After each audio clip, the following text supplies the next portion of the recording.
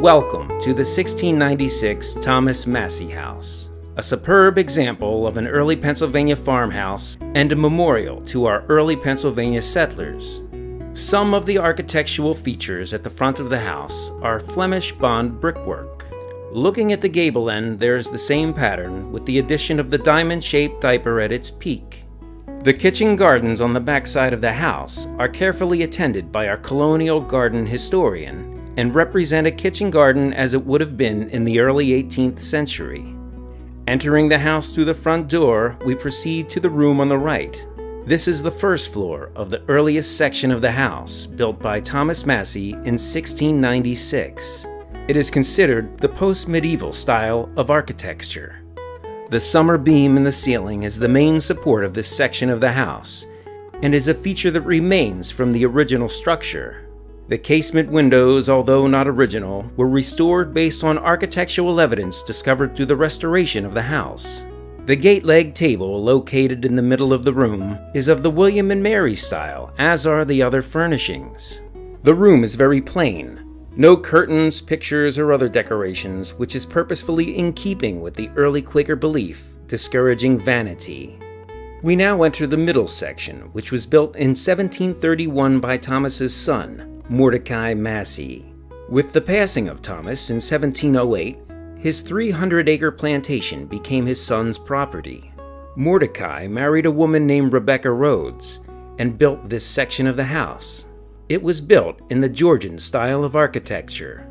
Notice the raised paneling, sash windows, and butterfly cupboard, all indications of the Georgian style.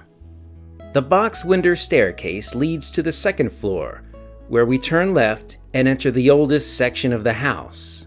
All the rooms of the house are furnished in period-correct architecture, as is the 17th century bed chamber.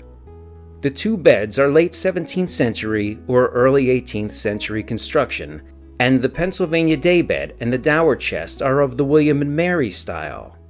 Many of the architectural details in the room, the floors, the ceiling, and the window frames are original to the period. Entering the 1731 section, notice the facing wall of raised paneling.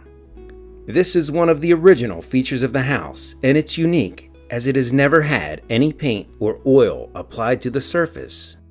The quilts on the rack all date to the 19th century and were gifts from the Massey family. The mirror on the wall was also a gift of a Massey family member, and it is quite appropriate as Thomas Massey's inventory indicated that he owned a looking glass, or in today's terminology, a mirror. The small door and staircase lead us into the house museum and research area. The material in the display cases in this room have been either donated by family members or found on the site during the restoration process. It has been confirmed that several of these pieces did indeed belong to Thomas and his wife Phoebe, such as the 4 pewter plates in the cases and her family Bible, published in 1630.